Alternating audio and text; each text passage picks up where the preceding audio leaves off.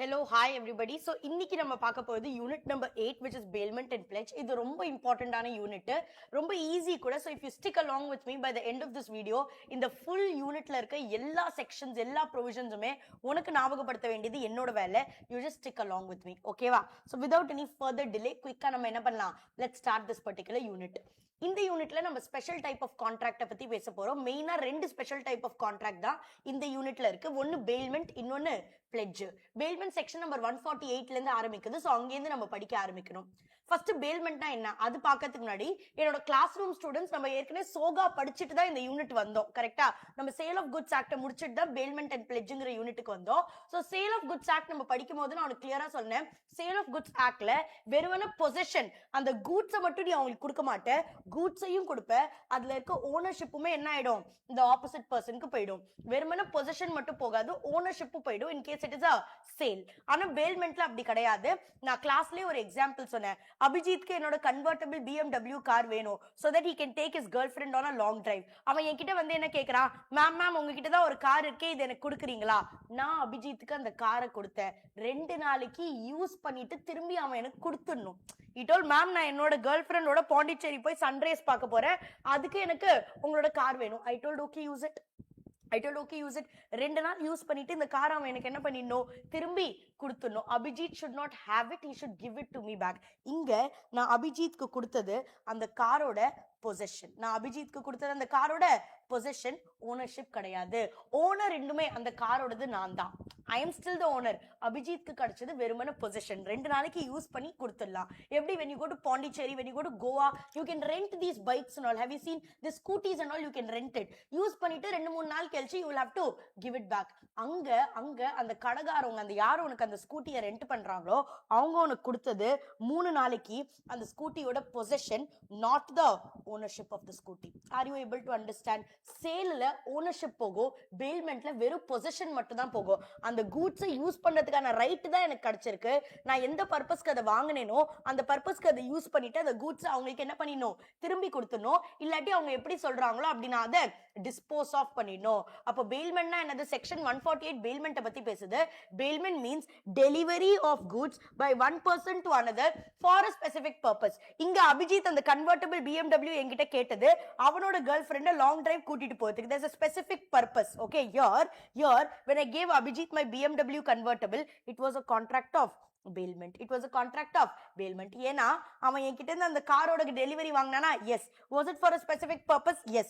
அந்த specific purpose-காக அந்த காரை நான் அவன் கொடுத்திருக்கேன், அதோட டெலிவரியை நான் கொடுத்திருக்கேன் அப்படின்னா அந்த contract is a contract of bailment. அந்த பர்பஸ் முடிஞ்சதுக்கு அப்புறம் அவன் லாங் டிரைவ் போய் சன்ரைஸ் பார்த்ததுக்கு அப்புறம் he shall return the goods to the person who gave them. or நான் சொல்றேன், அபிஜித் நீ திரும்பி வரும்போது என்ன பண்ணா அதை என்கிட்ட கொடுக்காத, நீ வந்து அதை என்னோட இன்னொரு ஃப்ரெண்டு கிட்ட கொடுத்துடு. so here either he will return the goods or he will dispose of the goods in the manner in which I tell. ஒன்னு அந்த கூட்ஸ் திரும்பி சென்னைக்கு வந்து எனக்கே கொடுத்துருவான், இல்லாட்டி நான் கால் பண்ணி சொல்றேன் டைரக்டா நீ வந்து பாண்டிச்சேரியில இருக்க சர்வீஸ் சென்டர்ல ஓட்டுறது, இல்லாட்டி பாண்டிச்சேரியில என் ஃப்ரெண்டோட வீடு இருக்கு அங்க ஓட்டுரு, இல்லாட்டி நீ திரும்பி வரும்போது ஹைவேல அவன் கொடுத்துடு.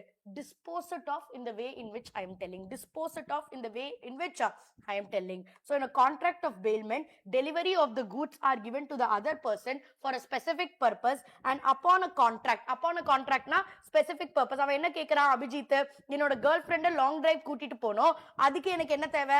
அதுக்கு எனக்கு ஒரு கார் தேவை, அதுக்கு நீங்க எனக்கு கொடுக்குறீங்களா? நான் காரை வாங்க போதில்ல, எனக்கு 2 நாளுக்கு மட்டும் கொடுக்குறீங்களா? Here I have given the possession of the car but not the ownership. Here I have given the possession of the car but not the ownership. Bailment means delivery of goods by one person to another for a specific purpose upon a contract. Then when the purpose is accomplished, long drive போய் sunrise பார்த்ததுக்கு அப்புறம் when the purpose is accomplished, the goods are to be returned. either நீ திரும்பி அதை சென்னைக்கு வந்து என்கிட்ட கொடுத்துடணும், or otherwise it is dealt according to the instructions of the person who gives the delivery. ஒண்ணே நீ திரும்பி சென்னைக்கு எனக்கு வந்து goods return பண்ணிடணும், இல்லாட்டி நான் சொல்றேன் இத வந்து நீ BMW ஷோரூம்ல வந்து சர்வீஸ்க்கு விட்டுட்டு வந்துடு.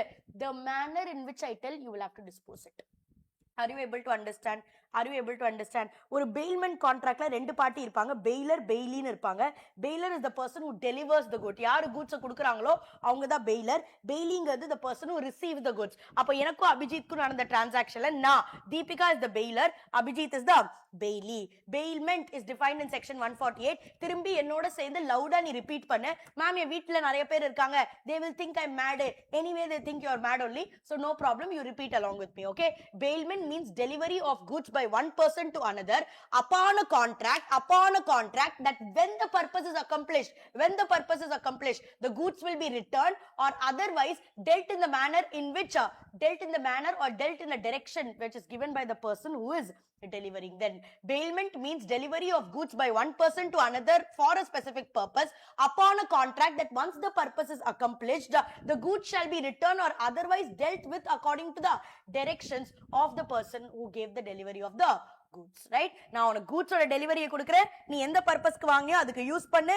அதுக்கப்புறம் உன்னோட பர்பஸ் அக்கம்ப்ளிஷ் ஆனதுக்கு அப்புறம் அந்த கூட்ஸ் ஒண்ணு எனக்கு ரிட்டர்ன் பண்ணும், இல்லாட்டி நான் சொல்ற டைரக்ஷன்ல அதை டிஸ்போஸ் ஆஃப் பண்ணும். ஒண்ணு எனக்கு திரும்பி சென்னைக்கு வந்து கொடுத்துடணும், இல்லாட்டி நான் சொல்றேன்னா BMW ஷோரூம்ல அதை சர்வீஸ் கொடுத்துடணும். இந்த பேல்மெண்ட் டிரான்சாக்ஷன்ல ரெண்டு பேர் இருப்பாங்க, பெய்லர், பெய்லி. பெய்லருங்கிறது யாரு? எவன் கூட்ஸை கொடுக்கறானோ அது அவர் தான் யாரு? பெய்லர். பெய்லிங்கிறது யாரு? பெய்லிங்கிறது யாரு கூட்ஸை வாங்குறாங்களோ அவங்க தான் பெய்லி. அண்ட் ஒன்லி immovable goodsல வந்து bailment transaction நடத்தலாம். only movable goods, I'm really sorry, only movable goods வந்து bailment transaction நடக்கலாம்.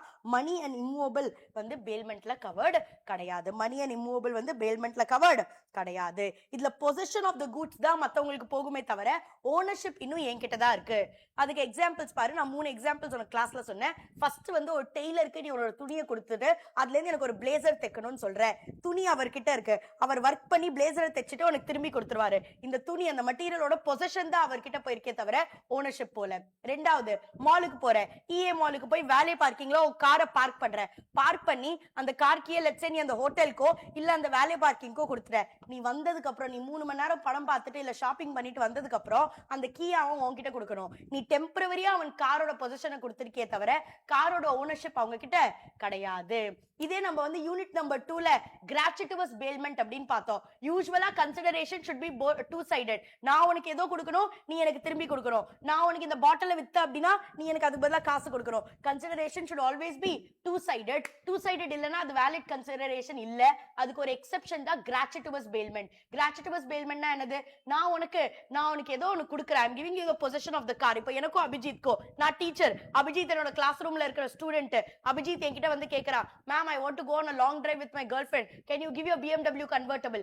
I gave it to him. ஆனா நான் இதுக்கு அவங்க கிட்ட காசு கேட்கல. This is known as gratuitous bailment. gratuitous bailmentனா நான் என்னோட BMW convertible கொடுத்தேன், ஆனா எனக்கு அபிஜித் கிட்ட இருந்து என்ன கிடைச்சது? ஒண்ணுமே கிடைக்கல. But still is it a valid contract? Yes, because this is a gratuitous bailment. gratuitous அப்படினா without any consideration you are giving it. எனக்கு எதுவுமே கிடைக்கல, எனக்கு என்ன அவன் 2 நாளைக்கு ரெண்ட் கொடுத்தானா? எதுவுமே கொடுக்கல, ஆனாலும் என்னோட காரை அவன் யூஸ் பண்றான். This is called gratuitous bailment. இதே அபிஜித் கோவால போய் அந்த பைக்கை ரெண்ட்டுக்கு எடுக்கிறானா, அவனுக்கும் அபிஜித்க்கும் சம்பந்தம் இல்ல, அவன் ஃப்ரீயா கொடுக்க மாட்டான். அவன் என்ன சொல்வான்? ஒரு நாளைக்கு 500 ரூபாய் ரெண்ட் பே பண்ணு இந்த ஸ்கூட்டிக்கு. அப்போ அங்கேயும் பேல்மெண்ட் தான் நடக்குது. அந்த ஸ்கூட்டி ஷாப்போட ஓனர் அபிஜித்க்கு இந்த ஸ்கூட்டியோட பொசிஷன் தான் கொடுக்கறாரு. Ownership is still with that scooty shop owner only. But here it is a non-gratuitous bailment. ஏனா இதுல அந்த ஸ்கூட்டி ஷாப்போட ஓனர் வந்து அபிஜித்க்கு ஃப்ரீயாலாம் கொடுக்க போகுது இல்ல, ஒரு நாளைக்கு 1000 ரூபாய் ரெண்ட், ஒரு நாளைக்கு 500 ரூபாய் ரெண்ட் அப்படின்னு கேட்டு வாங்க போறாங்க. அப்படின்னா பேல்மெண்ட்ல 2 வகை இருக்கா? எஸ், பேல்மெண்ட்ல gratuitous bailment இருக்கு, நான் gratuitous bailment இருக்கு. gratuitous bailment அப்படின்னா காசை வாங்காம நான் அவனுக்கு ஏதோ ஒரு கூட்ஸோட பொசிஷன் கொடுக்குறேன், அதை யூஸ் பண்ணி அவன் எனக்கு திரும்பி கொடுத்துருவான், ஆனா எனக்கு இதுல எதுவுமே கிடைக்க போகுது இல்ல, அது gratuitous bailment. one sided தான் இருக்கு, it's not two sided. அது gratuitous bailment. a non gratuitous bailmentனா ஸ்கூட்டி, கோவால இருக்க ஸ்கூட்டி கம்பெனி ஒரு ஸ்கூட்டி ரெண்ட்ல கொடுக்குது, இல்ல ஜூம் கார் உனக்கு கார் ரெண்ட்ல கொடுக்குது, ஃப்ரீயா கொடுக்கல, ஒவ்வொரு நாளைக்கும் வாடகை பே பண்ணும். அந்த ஜூம் கார் உனக்கு கொடுக்குற கார்லயும் ஓனர்ஷிப் வந்து கிடையாது, வந்து வெறும் பொசிஷன் தான். பட் அங்க it is a non gratuitous bailment. ஏன்னா நீ அதுக்கு எவ்ரிடே என்ன பே பண்ணும்? you will have to pay the car rental. Is that clear? That is section number 148. Section number 148 எதை பத்தி பேசுதுன்னா section number 148 எதை பத்தி பேசுதுன்னா bailment அப்படின்னா என்னதுங்கிறத பத்தி பேசுது. அது நம்ம பார்த்துட்டோம். ரெண்டாவது bailor bailing-ங்கிறது தான் bailment transactionல இருக்க ரெண்டு பார்ட்டி. மூணாவது நம்ம பார்த்தது bailment gratuitous-ஆவும் இருக்கலாம் இல்லாட்டி non gratuitous-ஆவும் இருக்கலாம். This is section number 148. 148க்கு அப்புறம் section number 149 which is very very simple. Delivery to Bailey. How made? Delivery to Bailey. How made? இப்போ அபிஜித்க்கு let's say அவன் என்னோட இந்த ஐபேட் அபிஜித்க்கு என்னோட இந்த ஐபேட் வேணும். இதை நான் என்ன பண்ணுவேன் அப்படியே அவனுக்கு கையில கொடுத்துடலாம். This is what actual delivery. இதை நான் அப்படியே அபிஜித்தோட கையில கொடுத்துடலாம். This is what actual delivery. ஆனா அபிஜித் என்கிட்ட வந்து என்ன கேக்குறானா மேம் எனக்கு உங்களோட BMW கன்வெர்ட்டபிள் கொடுங்க. இப்போ BMW கன்வெர்ட்டபிள் இவன் கேட்டிருக்கான். நானும் இவன் கேர்ள் ஃப்ரெண்டோட இவன் லாங் டிரைவ் போகணும்னு அதை கொடுக்குறேன். ஆனா நீனே சொல்லு BMW கன்வெர்ட்டபிள் அப்படியே எடுத்து அபிஜித் தலையில வைக்க முடியுமா? I cannot keep it. Like how I gave the actual delivery of this particular iPad, can I do like that for the BMW convertible? No. So what I did, I took the car keys. Let's suppose this is the car key. I took the car key, I gave it to Abhijit. This is symbolic delivery. Sale of goods la ekne padichirkom. Symbolic delivery, right? One is actual delivery, another is symbolic delivery, right? How do you deliver the goods to the Bailey? ஏன்னா bailmentல delivery ரொம்ப important. 149 என்ன கேக்குதுன்னா delivery எப்படி பண்ண? ஒன்னு ஆக்சுவலா அவங்க கிட்ட கொடு actual delivery. ரெண்டாவது அது கொடுக்க முடியாத actual delivery பண்ண முடியாதா? symbolic delivery பண்ணு. மூணாவது constructive delivery. மூணாவது என்னது? constructive delivery. So either it can be actual delivery, constructive delivery or symbolic delivery. So section 148 done, 149 done. 148 எதை பத்தி பேசுது? bailmentனா என்ன, bailorனா என்ன, baileyனா என்னங்கிறத டிஃபைன் பண்றது 148. 149 என்ன சொல்றா bailmentங்கிற டிரான்சாக்ஷன்ல டெலிவரி கூட்ஸ் கொடுக்கிறது ரொம்ப இம்பார்ட்டன்ட். ஏன்னா பொசிஷன் போய்டும். அப்ப பொசிஷன் எப்படி பண்ணுவீங்க? டெலிவரி எப்படி கொடுப்பீங்க? either it can be actual delivery or it can be symbolic delivery or it can be constructive delivery. Section number 148 done, 149 done. அடுத்தது section number 150. section number 150 என்ன சொல்லுது? என்ன சொல்லுனா Bailor's duty to disclose the fault. இப்போ நான் என்னோட BMW convertible Abhijit கொடுக்கறேன்னா அந்த கன்வெர்ட்டபிள்ல break ஒழுங்கா work ஆகல. அந்த பிரேக் ஒழுங்கா வர்க் ஆகல. இத நான் ஃபர்ஸ்டே யார்கிட்ட இன்ஃபார்ம் பண்ணிருக்கணும்? அபிஜித் கிட்ட இன்ஃபார்ம் பண்ணிருக்கணும். எனக்கு தெரியும் பிரேக் வர்க் ஆகலன்னு. இத நான் ஃபர்ஸ்டே அபிஜித் கிட்ட இன்ஃபார்ம் பண்ணிருக்கணும். நான் பண்ணல. நான் அவனுக்கு என்ன பண்ணிட்டேன்? நான் அவனுக்கு இந்த காரை கொடுத்துட்டேன். அவனு ஜாலியா அவனோட கேர்ள் ஃப்ரெண்டோட லாங் டிரைவ் போயிருக்கா. லாங் டிரைவ் போயிட்டு அவங்க ஒரு ஹைவேல நிறுத்தி பேசுறாங்க. what they are doing, they are only talking. Okay, they are only talking. பேசும்போது என்ன ஆகுது? அது ஒரு ஸ்லோப் மாதிரி இருக்குன்னு வெச்சுக்கோ. அது ஒரு ஸ்லோப் மாதிரி இருக்கு. அந்த இடத்துல அவங்க நின்னுட்டு they are stopping, they are like okay let's have a conversation. பேசிட்டு இருக்கும்போது டக்குன்னு என்ன ஆகுதுன்னா because movement is happening in the car, அந்த பிரேக்கும் ஒழுங்கா வர்க் ஆகல. பிரேக் ரிலீஸ் ஆயிடுச்சு. கார் அப்படியே அந்த மலை மாதிரி ஒரு இடத்துல பார்க் பண்ணிருக்கா. அதுல இருந்து சர்ன்னு கீழே போகுது. இப்போ நீ சொல்லு கீழே போய் ஏதோ டேமேஜ் ஆயிடுச்சு. whose fault it is? Deepika's fault. ஏன்னா அந்த கார்ல பிரேக் ஒழுங்கா வேலை செய்யலங்கிறது எனக்கு தெரியும். நான் இதை சொல்லியிருக்கணும். Bailor's duty to disclose the fault. Bailor's duty to disclose the fault. ஏதோ ஃபால்ட் இருந்தது, எனக்கு அந்த ஃபால்ட் பத்தி தெரியும் அப்படின்னா நான் அதை கிளியரா சொல்லியிருக்கணும். in case it is a gratuitous bailment, எனக்கு அந்த ஃப்ராட பத்தி தெரியும் அப்படின்னா இட்ஸ் மை liability நான் சொல்லியிருக்கணும். ஆனா எனக்கே அந்த பிரேக் ஒழுங்கா வேலை செய்யாதுன்னு தெரியாது. It's a gratuitous bailment. எனக்கு தெரியாது தட் அந்த பிரேக் ஒழுங்கா வேலை செய்யல. சோ அதனால நான் சொல்லல. I will not be liable. Okay, gratuitous bailmentல ஏன்னா அபிஜித் காசே கொடுக்கல. நான் வந்து ஃப்ரீயா தான் அவனுக்கு என்னோட காரை கொடுத்துருக்கேன். அவன் எனக்கு காசே கொடுக்கல. எனக்கு அந்த டிஃபெக்ட் இருந்ததுன்னு தெரிஞ்சிருந்ததுன்னா நான் சொல்லியிருப்பேன். எனக்கே அதை பத்தி தெரியாது, நான் சொல்ல. So they told in case you knew it was a gratuitous bailment, you should have told. If you did not tell, you will be liable. உனக்கே அந்த பிரேக் வேலை செய்யாதுன்னு தீபிகாக்கே தெரியாது. சோ அதனால நான் அபிஜித் கிட்ட சொல்ல. Deepika will not be liable. Zoom car, இதே நீ மூணாவது எக்ஸாம்பிள் எடுத்துக்கோ. ஜூம் கார்ல போய் அபிஜித் கார் எடுக்கிறான். ஜூம் காரோட வேலை என்னது? எல்லாருக்கும் கார் கொடுக்குறது ரெண்டல் பேசிஸ்ல. அப்ப நீ அதை செக் பண்ணிருக்கணுமா இல்லையா? பிரேக் கிளட்ச் இதெல்லாம் ஒழுங்கா வேலை செய்தா இல்லையான்னு நீ செக் பண்ணிருக்கணுமா இல்லையா? காசு வாங்கிட்டு தானே கார் கொடுக்குற. ஃப்ரீயாவா கொடுத்த? என்ன மாதிரி ஃப்ரீயாவா கொடுத்தா அவன் அபிஜித்க்கு இல்ல. ஜூம் கார் ஒரு நாளைக்கு 3000 ரூபாய் நீ வாங்குறல, அப்போ நீ செக் பண்ணிருக்கணும். அப்போ டிஃபெக்ட் உனக்கு தெரியுதோ டிஃபெக்ட பத்தி உனக்கு தெரியலையோ you will be liable. Are you able to understand? ஏன்னா இது நான் gratuitous bailment. நீ ஒன்னும் எனக்கு ஃப்ரீயா கொடுக்கல. என்கிட்ட ஒரு நாளைக்கு 3000 ரூபாய்னு நீ ரெண்ட் வாங்கியிருக்க. அந்த காருக்கு இன்ஜின் ஒழுங்கா வேலை செய்தா, கிளட்ச் பிரேக் எல்லா இண்டிகேட்டர் எல்லாமே ஒழுங்கா வேலை செய்தாங்க. செக் பண்றது உன்னோட கடமை. நீ செக் பண்ணல அப்படின்னா அது என்னோட தப்பு கிடையாது. Is that absolutely clear? Is that absolutely clear? That is only section number 150. அப்போ 158 எதை பத்தி பேசுது? Section number 158 says that what is bailment, who is a bailor, who is a bailee, and what is gratuitous and non-gratuitous bailment. 148 எதை பத்தி பேசுது? 149 எதை பத்தி பேசுது? Delivery to bailee. How made? Delivery to bailee. How made? Either it is actual delivery, symbolic delivery, or constructive delivery.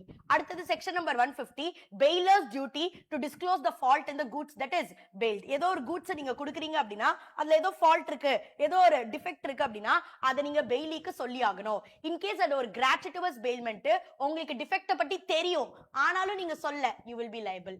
In case it is a gratuitous bailment, உங்களுக்கே defect பத்தி தெரியாது, நீங்க அதை சொல்லல, so you will not be liable.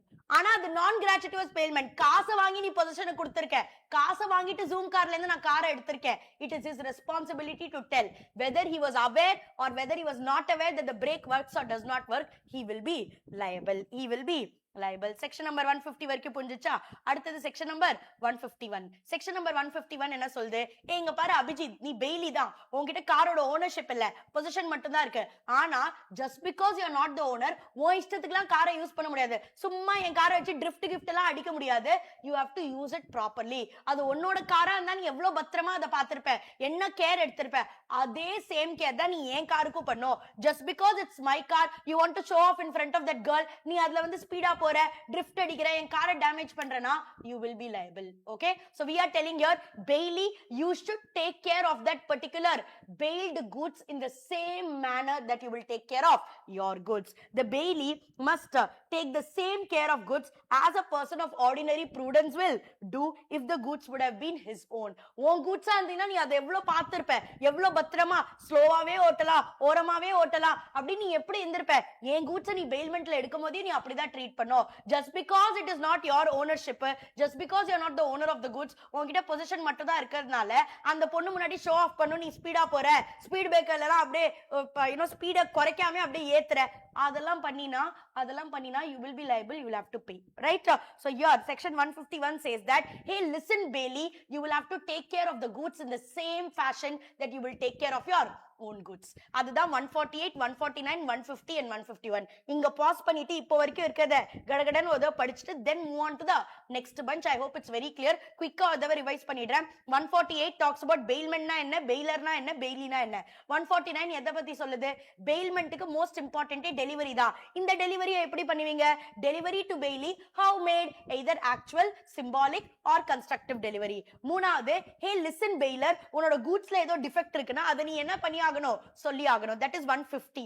151 says that, hey bailorக்கு நாங்க அவனோட duty என்னங்கறத 150ல சொல்லிட்டோம். 151ல bailee goods நீ உன் goods மாதிரியே பத்திரமா பாத்துக்கணும். you should take care of the goods as if it ordinary man of prudence will do it. யார் காமன் சென்ஸ் இருக்கோ அது உன் goods-ஆ இருந்தா நீ என்னலாம் பண்ணிருப்பியோ அதை நீ மத்தவங்க goods-லயும் பண்ணணும்ங்கறதா section number 151. so 151 வரைக்கும் முடிஞ்சிச்சு.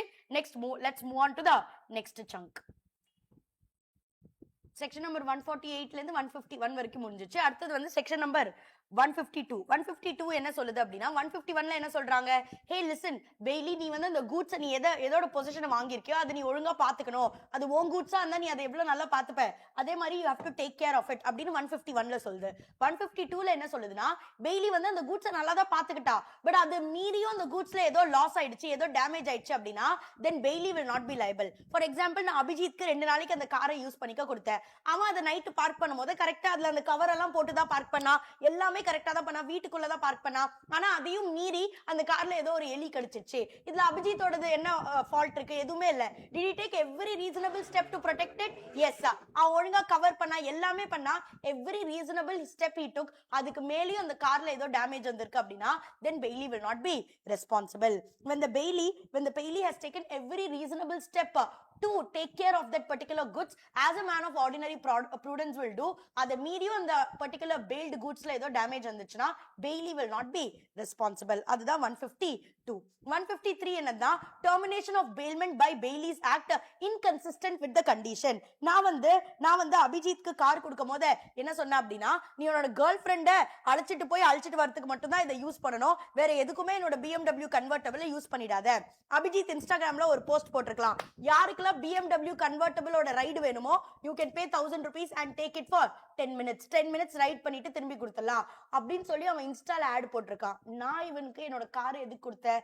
ஏன்னா இவன் என்கிட்ட வந்து என்ன சொன்னா, ma'am I want to take my girl friend on long drive, என்கிட்ட ஒரு நல்ல கார் இல்ல அப்படின்னு சொன்னான்றதுக்காக தான் நான் என்னோட BMW கன்வெர்ட்டபிள கொடுத்தேன். இவன் நான் என்ன டேர்ம்ஸ்ல கொடுத்தேன், you will take your girlfriend for the long drive and once it is over you will return back to me. இவன் அந்த காரை வச்சுட்டு எல்லாருக்கும் டாக்ஸி சர்வீஸ் மாதிரி ஏதோ கொடுத்துட்டு இருக்கான் அப்படின்னா what will I do? What will I do? I can terminate the contract of bailment. I can terminate the contract of bailment. That's section number 153. Termination of bailment by Bailey's Act inconsistent with the condition. Inga Abhijit Bailey panna action is inconsistent with the condition. Na adukka unakku bailment la kaara koduthen illa. If you are doing any act that is inconsistent with the terms of bailment, I can terminate the contract of bailment. Adha 153. Next is 154 which is unauthorized use of goods. நான் அபிஜித்க்கு car கொடுக்கும்போதே சொன்னேன், அபிஜித் இங்க பாருடா, நீ இங்க இருந்து பாண்டிச்சேரிக்கு போகிறதுக்கு கேக்குற டு தட் மச் டிஸ்டன்ஸ், ஒரு 200-300 கிலோமீட்டர் போக முடியும், ஆனா அதுக்கு மேல இந்த காரால போக முடியாது because engine needs rest. Okay, இன்ஜினை வந்து நீ கூல் டவுன் பண்ணிட்டே தான் யூஸ் பண்ணும், ஸோ அதுக்கு மேல யூஸ் பண்ணிடாங்கன்னு நான் கிளியரா சொல்லிட்டு தான் கொடுத்தேன். ஆனா இவன் இந்த காரை எடுத்துட்டு இவன் கேர்ள் ஃப்ரெண்டோட ஊட்டி வரைக்கும் போயிருக்கான். I clearly told பாண்டிச்சேரிக்கு மேல 1 கிலோமீட்டர் தாண்டாதன். இவன் எங்க போயிருக்கான்? ஊட்டி வரைக்கும் போயிருக்கான். Here unauthorized use of the car. If the Bailey uses the goods in a manner which is not permitted on the contract. நான் கான்ட்ராக்ட்ல சொன்னேன் 200 கிலோமீட்டருக்கு மேல இதை ஓட்டாதேன்னு நான் கிளியரா கான்ட்ராக்ட்ல சொன்னேன். தென் இவன் அந்த ஊட்டி வரைக்கும் எடுத்துட்டு போனால அதனால என்னோட இன்ஜின் தேஞ்சிடுச்சு ஒரு இன்ஜின்ல ஏதோ ஒரு டேமேஜ் ஆயிடுச்சுன்னா the Bailey only has to compensate. Okay, that is section number 154, unauthorized use of the goods. So 152 எதை பத்தி பேசுது? 151 ல இருந்து we will read, then only it will be continued இருக்கும். 151 is telling that hey listen Bailey, நீ goods வந்து இல்லனா கூட ownership உன்கிட்ட இல்லனா கூட possession மட்டும் தான் இருக்கு, ஆனாலும் you have to take good care of the goods as a man of ordinary prudence will do. அதான் 152. 153 என்ன சொல்லுது? இப்போ let's say that is 151, I'm really sorry, that is 151. 152 என்ன சொல்லுது? இப்போ for example Bailey has taken good care of the goods, ஆனாலும் அந்த goodsல ஏதோ டேமேஜ் ஆயிடுச்சு, அவனை மீறி ஏதோ டேமேஜ் ஆயிடுச்சு அப்படின்னா அதுக்கு Bailey ரெஸ்பான்சிபிள் கிடையாது. அதான் 152. அடுத்தது 153. நான் என்ன டேர்ம்ஸ்ல அந்த கூட்ஸை கொடுத்தேனோ அதோட இன்கன்சிஸ்டன்டா ஏதாவது Bailey பண்றா அப்படின்னா bailment contract நான் டெர்மினேட் பண்ணிடலாம். நான் Bailor can terminate the contract of bailment if நான் சொன்னதுக்கு மீறி அவன் ஏதோ அந்த கூட்ஸ்ல பண்ணிருக்கா அப்படின்னா. அது 153. 154 என்னது அப்படின்னா, நான் சொன்னேன் இது 200 கிலோமீட்டருக்கு மேல ஓட்டாதே, இன்ஜின் தாங்காதுன்னு, அதுக்கு மேல ஓட்டிருக்கேன், இன்ஜின் சீஸ் ஆயிடுச்சு, ஏதோ பிரச்சனை ஆயிடுச்சு அப்படின்னா அன்ஆத்தரைஸ்ட் யூஸ் பண்ணதுனால என் கூட்ஸ்ல ஏதோ டேமேஜ் ஆயிடுச்சுன்னா நீ Bailey தான் அந்த டேமேஜ் அந்த லைபிலிட்டியை என்ன பண்ணணும்? பேர் பண்ணணும். இதான் section number 154. Is that absolutely clear? Section number 148 ல இருந்து 154 வரைக்கும் திரும்பி ஏதாவது குயிக்கா ரிவைஸ் பண்ணலாமா? செக்ஷன் நம்பர் 148 எதை பத்தி பேசுது? பெயில்மெண்ட்னா என்ன? அந்த பெயில்மெண்ட் கான்ட்ராக்ட்ல பெயிலர் பெயிலின்னு 2 பேர் இருப்பாங்க. கிராச்சுட்டுவஸ் நான் கிராச்சுட்டுவஸ் பெயில்மெண்ட்னு 2 டைப் ஆஃப் பெயில்மெண்ட் இருக்கு. இதான் 148. 149 எதை பத்தி பேசுது? Contract of bailment how made. Contract of பெயில்மெண்ட்ல delivery is how made, either it's actual delivery, symbolic delivery or constructive delivery. 150 எதை பத்தி பேசுது? Hey listen bailor, Deepika in our example, Deepika hey listen நீந்தா பெயிலர், உன்னோட கூட்ஸ்ல ஏதோ டிஃபெக்ட் இருக்குன்னா அதை நீ கண்டிப்பா பெயிலிக்கு சொல்லி ஆகணும். அதான் 150. 150 வந்து பெயிலருக்கு, 151 பெயிலிக்கு. ஏ லிசன் பெயிலி, உன்னோட ரெஸ்பான்சிபிலிட்டி என்னன்னா நீ கூட்ஸை யூஸ் பண்ணும்போது அதை ஒழுங்கா பார்த்து கவனிச்சு ஒழுங்கா டேக் கேர் பண்ணணும். உன்னோட கூட்ஸா இருந்தா நீ எப்படி யூஸ் பண்ணிருப்பியோ அதே மாதிரி தான் நீ யூஸ் பண்ணும். இது 151. 152ல லா என்ன சொல்லுது அப்படின்னா, இன்கேஸ் பெயிலி அதை பத்திரமா தான் பாத்துக்கிட்டான், நைட் ஆனா அதுக்கு பார்க்கிங் அந்த கவர் எல்லாம் போட்டு அழகா தான் பாத்துக்கிட்டான், அவனோட வீட்டோட பார்க்கிங் லாட் குள்ள உள்ளதா வச்சா, ஆனாலும் அந்த கூட்ஸ்ல ஏதோ டேமேஜ் வந்துருச்சு அப்படின்னா Bailey is not responsible. Bailey is not liable for the loss of the bailed goods if he has taken reasonable care. That is 152. 153 என்ன சொல்லுதுன்னா, நாங்க சொன்னதோட இன்கன்சிஸ்டன்ட், நம்ம என்ன பெயில்மெண்ட் கான்ட்ராக்ட்ல என்டர் பண்ணோமோ அதோட வேற மாதிரி இன்கன்சிஸ்டன்ட்டா நீ ஏதோ பண்றேன்னா contract of bailment can be terminated by the bailor. அடுத்தது 154, நான் சொன்னதுக்கு மீறி நீ கூட்ஸை யூஸ் பண்ற, அன்ஆத்தரைஸ்டா நீ கூட்ஸை யூஸ் பண்ற அப்படின்னா அதனால கூட்ஸ்ல ஏதோ டேமேஜ் வந்ததுன்னா Bailey நீ தான் அந்த லைபிலிட்டியை பேர் பண்ணணும். Is that absolutely clear? So 154 வரைக்கும் முடிஞ்சிச்சு. அடுத்தது வந்து 155, 156 and 157 மூணுமே ரிலேட்டட். அதனால ஒழுங்கா கவனிச்சுன்னா 2 நிமிஷத்துல புரிஞ்சிடும். 155 இஸ் நத்திங் பட் நான் வந்து லெட்ஸ் சே அபிஜித் இருக்கான்னு வச்சுக்கோ. நான் வந்து ஒரு மேங்கோ ட்ரேடர். ஓகே, நான் வந்து என்ன மேங்கோ விற்பேன்னா அல்ஃபான்சோங்கிற மேங்கோல நிறைய டைப்ஸ் இருக்குல்ல. அதை நான் விற்கிற மேங்கோட டைப் என்னது அல்ஃபான்சோ. நான் அல்ஃபான்சோங்கிற மேங்கோ விற்பேன். நான் இதை வந்து அபிஜித்தோட கடையில போய் வைக்கிறேன். வச்சுட்டு யாருக்காச்சும் வேணும்னா அவங்க வாங்கிக்கிட்டோம் அப்படின்னு நான் வைக்கிறேன். ஆனா அபிஜித் என்ன என்கிட்ட சொல்றானா, மேம் இது நீங்க வெறுமனே விற்கிறதுக்கு பதிலா நான் வந்து பங்கனபலி விற்பேன், நீங்க அல்ஃபான்சோ விற்பீங்க, அதை மிக்ஸ் பண்ணி தட் இஸ் 4 பங்கனபலியும் 4 அல்ஃபான்சோவையும் மிக்ஸ் பண்ணி வித்தோம்னா அதெல்லாம் அந்த மாதிரி காம்பினேஷன்ல people are interested to buy assorted fruits அப்படின்னு சொல்லி இப்பெல்லாம் நாங்க விக்கிறோம் மேம். அதெல்லாம் தான் இப்ப நிறைய போகுது. அந்த மாதிரி மிக்ஸ் பண்ணி வைக்கலாமான்னு என்கிட்ட கேக்குறான். இப்போ இங்க என்னோட கூட்ஸும் வேற ஒருத்தனோட கூட்ஸும் மிக்ஸ் ஆகுது. ஆனா இதுல என்னோட கன்சென்ட் இருந்ததா? எஸ். அபிஜித் என்கிட்ட கேட்டா, மேம் இப்பெல்லாம் இந்த மாதிரி assorted fruits அப்படின்னு கலந்து ஒரு பேக்கெட் போட்டு வித்தோம் அப்படின்னா அதெல்லாம் நல்லா விக்குது. சோ தட் அவங்க 2 ஃபிளேவருமே ட்ரை பண்ணலாம்ல. அவங்க வந்து இந்த அல்ஃபான்சோவும் ட்ரை பண்ணலாம், பங்கனபலியோட டேஸ்டும் எப்படி இருக்குன்னு ட்ரை பண்ணலாம். அதெல்லாம் தான் இப்ப நிறைய வாங்குறாங்க. அந்த மாதிரி நம்ம மிக்ஸ் பண்ணிக்கலாமா அப்படின்னு அபிஜித் கேக்குறான். நானும் என்னோட கன்சென்ட்டை கொடுத்துட்டேன். இங்க நீனே சொல்லு, நாளைக்கு அல்ஃபான்சோவையும் பங்கனபலியும் தனித்தனியா எடுத்துடலாமா? எஸ். ஒன்னு கொஞ்சம் லைட்டா ரெட்டிஷா இருக்கும், இன்னொன்னு ஃபுல்லா ஆரஞ்ச் yellow-ஆ இருக்கும். So we will know the difference which is Alfonso, which is not. You will know the difference. So here, are the goods separable? Yes. Are they being kept together? Are they mixed together with other goods? Yes. Was the permission of Bailor asked? Yes. That is 150. Right, 155 says that can you mix the goods? Yes. Bailment la kodutha goods நீ mix பண்ணலாமா? Yes. அதுக்கு Bailor ஓட consent கேட்டிருக்கியா? Yes. Is the goods separable? Yes. Is that valid? The answer is yes. ஏன்னா என்கிட்ட கேட்டுட்டு தான் அபிஜித் அந்த மாதிரி மிக்ஸ் பண்ணி போட்டோம். That is 155. 156ல என்னன்னா, நீ கூட்ஸை மிக்ஸ் பண்ற, பெய்லரோட கன்சென்ட் கேட்கல, நீ என்கிட்ட கேட்கல. நான் உங்ககிட்ட என்ன சொன்னா, இங்க பாருப்பா உங்க கடையில நான் கூட்ஸை வச்சிருக்கேன், யாருக்காச்சும் வேணும்னா அவங்க வந்து வாங்கிக்கிட்டோம். உங்ககிட்ட பொசிஷன் மட்டும் தான் இருக்கு. நீ அந்த கூட்ஸை வித்துட்டு காசெல்லாம் என்கிட்ட கொடுக்கணும். பொசிஷன் மட்டும் தான் உங்ககிட்ட இருக்கு. நீ என்ன யோசிச்சுனா, நம்மளோட சேல்ஸ் எப்போ இன்க்ரீஸ் ஆகும், நம்ம இந்த மாதிரி மிக்ஸ் பண்ணி வச்சோம்னா இன்க்ரீஸ் ஆகுன்னு என்னோட பர்மிஷன், பெய்லரோட பர்மிஷனே கேட்காம அபிஜித் அந்த மேங்கோஸை மிக்ஸ் பண்ணிட்டா. நவ் நீ சொல்லு, as mixture happens? Yes. Was Bailor's consent asked? No. Is the good separable? Yes. ஏன்னா அல்ஃபான்சோ எது பங்கனபலின்னு எதுன்னு பார்த்தே கண்டுபிடிச்சலாம். இது good separable. Yes. In this case அந்த செப்பரேட் பண்றதுக்கு என்ன காஸ்ட் ஆகுமோ அதை அபிஜித் தான் இன்கர் பண்ணோம். அண்ட் என்னோட அல்ஃபான்சோ வித்துதுன்னா அதுக்கு எவ்வளவு காசு கஸ்டமர் பே பண்றாங்களோ அது எனக்கு தான் வரும். Are you able to understand? Section 156 is mixture without bailor's consent. என்கிட்ட கேட்கல, இந்த அபிஜித் வந்து மிக்ஸ் பண்றேன், நானு என்னோட குட்ஸும் உங்களோட குட்ஸையும் நான் மிக்ஸ் பண்றேன்னு என்கிட்ட கேட்கல. But are the goods separable? Yes. If the goods are separable அப்படின்னா அந்த செப்பரேஷனுக்கு ஆகிற காஸ்ட்டை அபிஜித் தான் பேர் பண்ணும். ரெண்டுமே ஒன்னா வச்சதுனால கொஞ்சம் சீக்கிரம் அழுகிடுச்சு. ஏன்னா பங்கனபலிக்கு லைஃப் டைம் கம்மியா இருக்கும், ஸோ அது டக்குன்னு அழுகிடும். ஸோ அது அழுக ஆரம்பிச்சதுனால அதோட வச்சிருக்க என்னோட அல்ஃபான்சோவா அழுகிடுச்சு அப்படின்னா ஏதோ எனக்கு டேமேஜ் ஆயிருக்குன்னா அது அபிஜித் தான் பேர் பண்ணும். அந்த அல்ஃபான்சோ ஏதாவது விக்குது அப்படின்னா அந்த அமௌண்ட் எனக்கு தான் போய் சேரும். Are you able to understand? Mix பண்ணாலும் ரைட் யார் கிட்ட தான் இன்னும் இருக்கு? பெய்லர் கிட்ட தான் இருக்கு. So section 156 is when you can mix the goods. When you can mix the goods, Bailor's consent was not asked. The goods are separable அப்படினா, what you have to do? You will have to incur. The Bailey has to incur. Abhijit has to incur the cost for separation. அந்த மாதிரி mix பண்ணி வச்சதுனால என் கூட்ஸ்க்கு ஏதோ damage ஆச்சுன்னா அதையும் அவன் தான் பேர் பண்ணும். அந்த கூட்ஸை வித்து அதுல ஏதாவது காசு வந்ததுதான் அதை என்கிட்ட கொடுத்துடணும். அதான் 156. 157 is very simple. 156 ஓட எக்ஸ்டென்ஷன் தான். 156ல கூட்ஸ் எல்லாம் மிக்ஸ் பண்ணா, என்கிட்ட பெய்லர் கிட்ட கேட்கல, பட் கூட்ஸ் வேர் செப்பரபிள். 157ல கூட்ஸ் எல்லாம் மிக்ஸ் பண்ணா, என்கிட்ட கேட்கல, ஆனா இப்போ கூட்ஸ் செப்பரபிள் கிடையாது. இப்போ let's say it's not mango, it is Aashirvaad atta மாதிரி, இட்ஸ் வீட் ஆட்டா.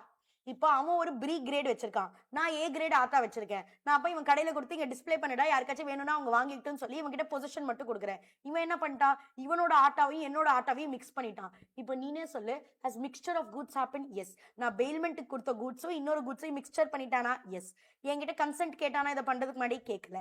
இப்போ நீனே சொல்லு, அந்த ஆட்டால எது தீபிகாது எது அபிஜித்னு ஜலிச்சு எடுக்க முடியுமா? Can you differentiate? No. So in this particular case எனக்கு ஏதாவது ஒரு லாஸ் ஆயிருக்குன்னா the Bailey must only compensate that. ஏன்னா அவன் இப்போ அதை மிக்ஸ் பண்ணிட்டா, அந்த மிக்ஸ் பண்றேன்னு என்கிட்ட பர்மிஷனும் கேட்கல. இப்போ மிக்ஸ் பண்ணது இஸ் நான் செப்பரபிள் குட்ஸ். என்னால இப்போ எப்படி எது என்னோட ஆட்டா, எது B கிரேடு, எது A கிரேட்னு என்னால எப்படி எடுக்க முடியும்? எல்லாத்தையும் நீ மிக்ஸ் பண்ணி வச்சுட்ட. Any loss I incur, Abhijit, the Bailey should only bear it. Is that absolutely clear? Section number 155, 156 and 157 is all about mixture. 155 is mixture with consent. 156 is mixture without consent and the goods are separable. 157 is mixture without consent and the goods are not separable. அடுத்தது நம்ம படிக்க போறது வந்து 158, 159 and 160. 158 என்ன சொல்லுது? Repayment by bailor of necessary expenses. அப்படின்னா என்னதுன்னா, explain you with an example. இப்போ அபிஜித் இருக்கான்னு வச்சுக்கோ. அபிஜித் இருக்கான், அவன் வந்து ஒரு மெக்கானிக். அவன் வந்து என்னது, ஒரு கார் மெக்கானிக். நானும் அவனும் ரொம்ப வருஷமா we are friends. நான் போய் என்னோட காரை கொடுக்குறேன், அவன் காரை ரிப்பேர் பண்றான். நான் அபிஜித் கிட்ட கேட்கறேன், இதுக்கு எவ்வளோ ஆகும், ரிப்பேரிங் சார்ஜஸ் எவ்வளோ? அபிஜித் லைக், என்ன மேம் இப்படி சொல்லிட்டீங்க, நம்ம 2 பேரும் அப்படியே பழகிருக்கோம், we have been friends for so many years, நான் ஃப்ரீயா பண்றேன், பிரச்சனை இல்ல அப்படின்னு சொல்லிட்டு என்னோட கூட்ஸ்ல gratuitousா I'm giving him the goods, he will do some work, give it back to me, but this is gratuitous. ஏன்னா அவன் என்கிட்ட காசு கேட்கல. ஆனா என்னோட கார்ல ஒரு இன்ஜின் பார்ட் வந்து ஏதோ ஒன்று போயிருக்கு, ஒரு பேரிங்கோ ஏதோ ஒன்று போயிருக்கு, அதை அவன் வாங்கி தான் போடணும். அதை வாங்குறதுக்கு ஒரு 4000 ரூபாய் செலவாகுது. அந்த 4000 ரூபாவை can he recover from me? Yes. இப்போ இங்க மேம் கிராச்சுவிட்டியஸ் பெயில்மெண்ட் தானே, எப்படி கேட்கலாம்? அரே கிராச்சுவிட்டியஸ் பெயில்மெண்ட்ங்கிறது அவன் எனக்கு கொடுத்தாலும் ஒரு சர்வீஸ், என் கார்ல ரிப்பேர் பண்ணாலும் அதுக்கு காசு வேணாம்னு சொன்னான். ஆனா அவன் இந்த ஸ்பேர் பார்ட்டை வாங்கி போடுறதுக்கு அவனும் வாங்கி தானே ஆகணும் யார்கிட்டயோ, அதுக்கு அவன் பே பண்ணும்ல. that necessary can Abhijit recover from me? The answer is yes, that necessary Abhijit can recover from me. Is that absolutely clear? Is that absolutely clear? அப்ப 158 என்ன சொல்லுதுன்னா, கிராச்சுவிட்டியஸ் பெயில்மெண்டா இருந்தா கூட நெசசிட்டிஸ்க்கு பே பண்ணனும் அப்படினா the bailor has to pay it. You cannot tell it is gratuitous bailment. ஏன்னா yes, Abhijit சொன்னா ma'am நம்ம 2 பேரும் அப்படியே பழகி இருக்கோம், நம்ம எவ்வளவு வருஷமா ஃப்ரெண்டா இருந்திருக்கோம், நான் சரி பண்ணி கொடுக்குறேன் ஃப்ரீயான்னு அவன் சொன்னான், அது பிரச்சனை இல்ல. ஆனா அவன் கொடுத்த சர்வீஸ் தான் ஃப்ரீ. அவன் இந்த பேரிங்கோ இல்ல இந்த ஸ்க்ரூவோ இங்க தான் வாங்கி போடணும்னா he should purchase it from the market, right? To purchase it from the market he would have paid. That can Abhijit recover from you? Yes. That is section number 158. அடுத்தது செக்ஷன் நம்பர் 159. செக்ஷன் நம்பர் 159ல என்ன நடக்குது அப்படின்னா, என்கிட்ட ஒரு BMW convertible இருக்கு, as you guys know. இப்போ இந்த BMW கன்வெர்ட்டபிள்ல Abhijit என்ன சொல்றா அப்படின்னா, ma'am I'm going to get married, once marriage gets over they have to take that girl to Abhijit's house, right? For that ஒரு BMW, என்கிட்ட ஒரு ஆல்டோ தான் மேம் இருக்கு, BMW கன்வெர்ட்டபிள் உங்களுக்கு கொடுக்குறீங்களா? இந்த I will put பின்னாடி நான் just married அப்படின்னு போட்டுருவேன், பூவெல்லாம் போட்டு I'll decorate and I'll take it. I told Abhijit, yeah no problem boss, you use it anyway, வீட்ல சும்மா தான் இருக்கு, you use it அப்படின்னு நான் தான் கிராச்சுவிட்டியஸா இது அபிஜித்க்கு கொடுத்தேன். நான் அவன்கிட்ட காசெல்லாம் கேட்கல, எடுத்துக்கோ உன்னோட கல்யாணம் என்னைக்கு அப்படின்னு கேட்டேன். மேம் 15th August அப்படின்னா I was like very good boss, everybody will enjoy Independence Day, but that is the last Independence Day that you will enjoy அப்படின்னு சொல்லிட்டு நான் அவனுக்கு என்ன பண்ணிட்டேன், கொடுத்துட்டு he's telling 15th August evening 6 மணிக்கு என்னோட ரிசெப்ஷன் முடிஞ்சிடும், அதுக்கப்புறம் I will take the bride in the car. I told okay அப்படின்னு சொல்லிட்டு நான் அவன் காரை கொடுத்துறேன். கிராச்சுவிட்டியஸ் தான், எதுவுமே திரும்பி பேமெண்ட்லாம் பண்ணு நான் அபிஜித் கிட்ட கேட்கல. இப்போ 15th ஈவினிங் எனக்கு ஒரு கால் வருது, எனக்கு அந்த கார் வந்து அர்ஜென்ட்டா ஒரு கிளையண்ட்டை பிக் பண்ண தேவை. நான் என்ன பண்ணேன், அபிஜித்க்கு எங்க ரிசெப்ஷன் நடக்குதோ அந்த ஹாலுக்கு போனேன். போயிட்டு அபிஜித் கார்ல ரெடியா உட்காந்துட்டு அந்த பொண்ணு அழுதுட்டு இருக்கா. Because when they have to leave, the girls will cry. So she's crying, she's going to leave their family and go. அந்த பொண்ணு அழுதிட்டு இருக்கா. The whole drama is happening. I see Abhijit அவன் கார்ல ஜாலியா உட்காந்து மொபைல் நோண்டிட்டு இருக்கான். I told அபிஜித் ஒரு நிமிஷம் கீழே இறங்க அப்படின்னு. அவன் கீழே இறங்கினா காரை விட்டு. நான் என்ன சொன்னேன்னா, நான் உனக்கு சொல்லியிருந்தேன் கிராச்சுவிட்டியஸ் வேலை தான் நான் கொடுக்குறேன்னு சொல்லியிருந்தேன், ஆனா எனக்கு இப்போ இது தேவை அப்படின்னு சொல்லிட்டு நான் ப்ரீமெச்சூரா காரை எடுத்துட்டு போயிட்டேன்.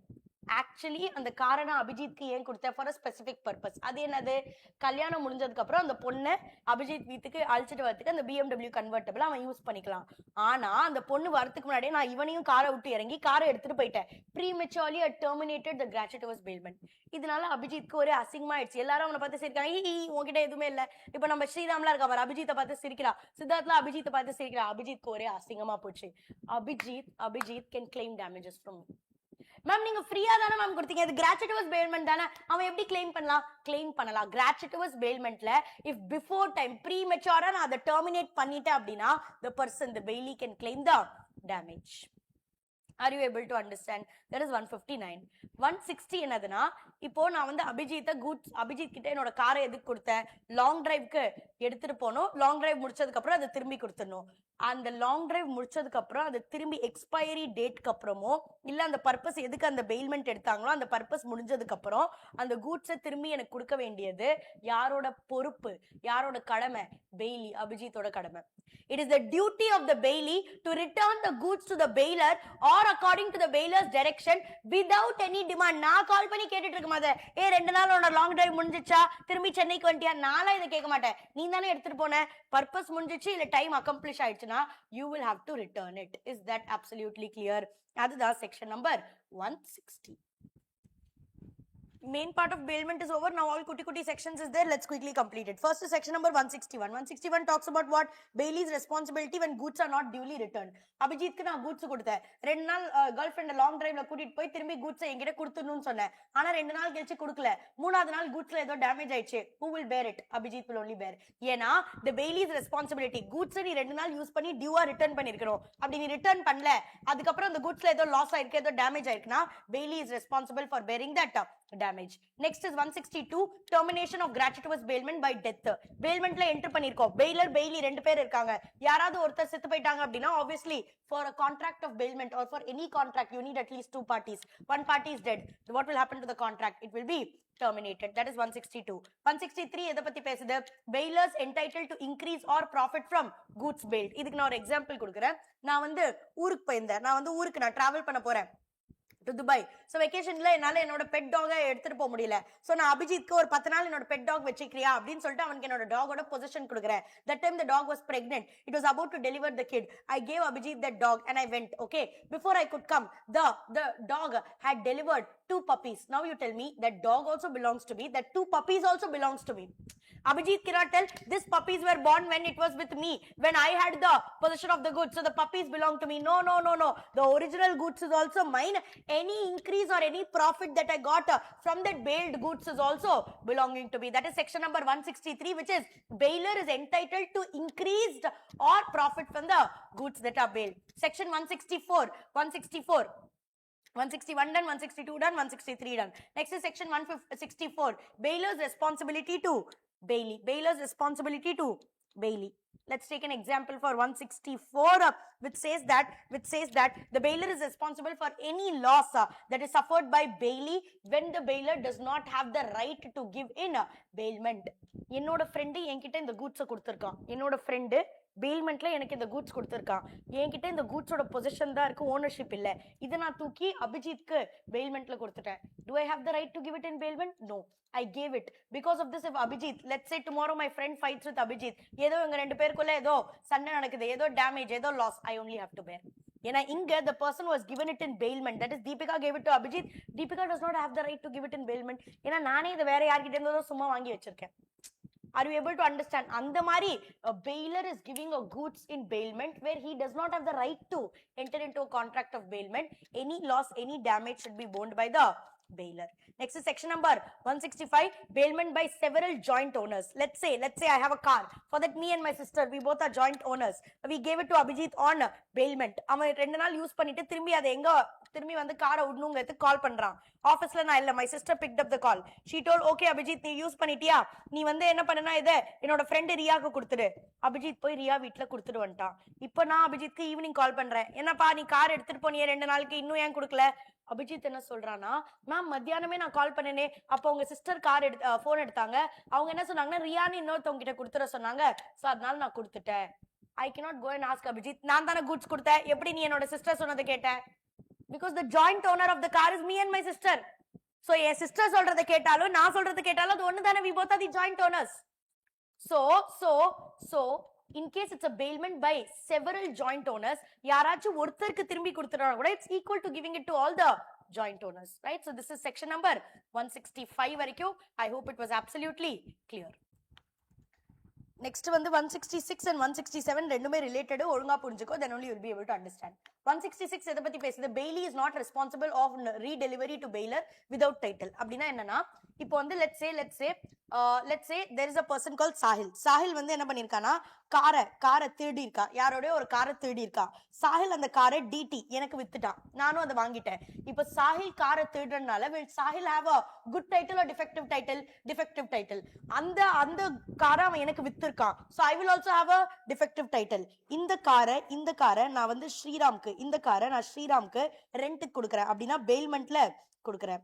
இப்போ இதோட ட்ரூ ஓனர், இந்த காரோட true owner let's suppose is Aman. காரோட ட்ரூ ஓனர் அமன் கிட்ட இருந்து காரை யாரு திருடினா? சாஹில். அந்த திருடின காரை யாருக்கு வித்தா? டிடி அந்த bailmentல யாருக்கு கொடுத்திருக்கா? ஸ்ரீராம் கிட்ட. இப்போ ஸ்ரீராம்க்கும் எனக்கும் நடுவுல நடந்தது bailment, கரெக்டா? So I am the bailor, Sriram is the bailee. took that car in bailment in good faith, thinking I am the true owner. Now after the bailment, after the purpose is over, Shriram will return the car to me only, right? So here it says that Bailey is not responsible on redelivery to Bailor without title. Bailor கிட்ட title கிடையாது, true title கிடையாது, but still as a Bailey Shriramக்கு அது தெரியாது. அவன் use பண்ணி அதை யாருக்கு திரும்பி கொடுத்துருவான்? He will give it back to DT only, because the bailment contract very clearly says after the purpose is accomplished, you will, or after the time is over, you will have to give it back to the Bailor, or you have to dispose it off in the manner in which Bailor is telling. So here Shriram returned the goods to DT, who is the Bailor. Is that correct? The answer is it is absolutely right. அடுத்தது section number 167, right of third person claiming goods. அப்படின்னா என்னதுன்னா, இதே example எடுத்துக்கோ. இந்த same எக்ஸாம்பிள்ல Aman கிட்ட இருந்து காரை யார் திருடினா? சாஹில் அந்த காரை யாருக்கு வித்தா?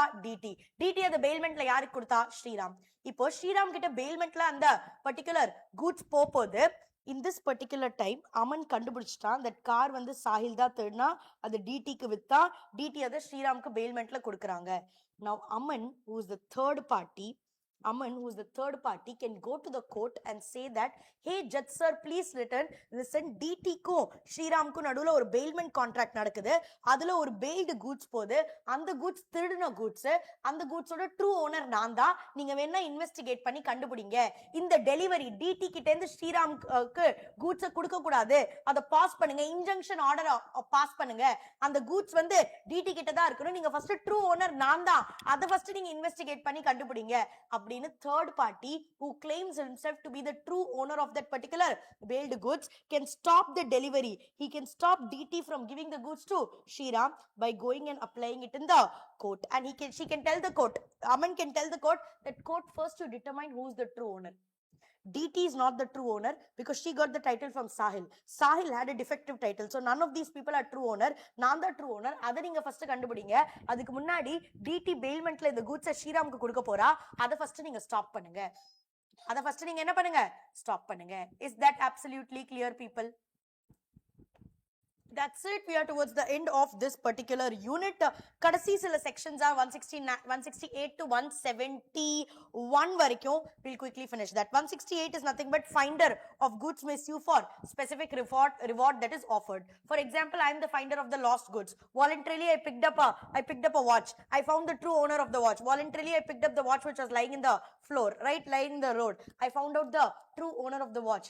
I am entitled to get any reward. If they have offered any reward, I am entitled to get the reward. I am entitled to get the reward. And I can retain the goods until I get the reward. Next is section number 169. What is section number 169? When finder of goods may sell them. For example, I have this watch. I have this particular watch. I am trying to find the true owner. I am trying to find the true owner because quasi-contract. The moment you find the lost goods, it is your responsibility to return it to the true owner. It's a quasi-contract. I am trying to find out the true owner. I am not able to find out. I stick posters everywhere. In whole T Nagar I have stuck posters because T Nagar la dhaan enakku watch kachide. T Nagar full na poster ottite. I am not able to find out. I took every reasonable step. I am not able to find out the true owner. Or I found out the true owner. I am telling you, in finding you I spent 5,000 rupees. Give me that 5,000. I had to put posters all over T Nagar. I spent 5,000 rupees. Give me 5,000. He is not giving 5,000. I can retain the goods. I can retain the goods until I get that payment. I can retain that goods until I get that payment.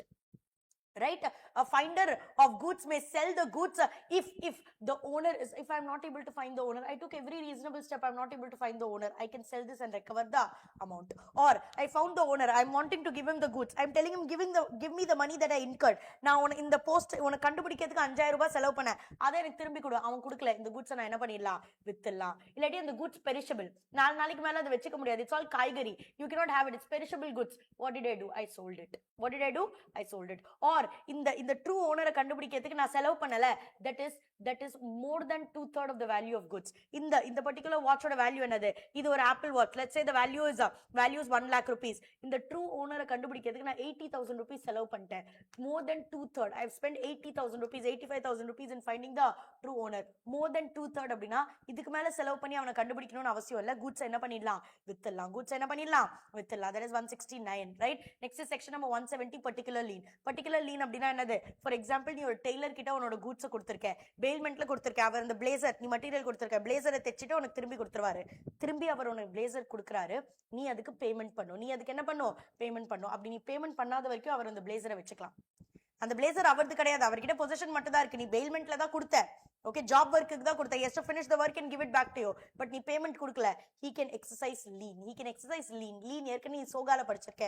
Right of lien is what? Unpaid seller can enjoy right of lien. கரெக்ட்டா? அதே மாதிரி இங்க bailmentல நீ அவர் கொடுத்திருக்க. அவர் service பண்ணிட்டாரு. Blazer நீ எடுத்துட்டு போகும்போது பேமெண்ட் பண்ண மாட்டேங்கற. He can retain. He can have the possession of the goods. That is called particular lien. Section 170.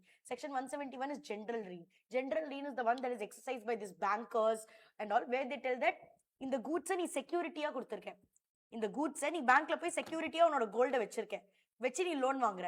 அப்போ this gold is under the general lien of the bank. அப்படினா நீ நாளைக்கு பேங்க்குக்கு காசு கட்டலனா இந்த கோல்ட அவங்க வித்துருவாங்க. So now when you go and keep that gold as a security, that is called general lien. இங்க did bank do any service on that gold? No, it's a general lien. இதே particular lienல அவன் அந்த blazer அந்த material வச்சு blazer தைச்சிருக்கான். அதுக்கு நீ payment பண்ணல. That's why he's exercising lien. That is particular lien. General lien is the one that you exercise with bank, where you go and keep a goods as a security. Is that absolutely clear? Is that absolutely clear, guys? So that is your entire topic, starting from section 148 going up till section number 171. The entire topic of bailment is over. Next, let's look at the pledge part.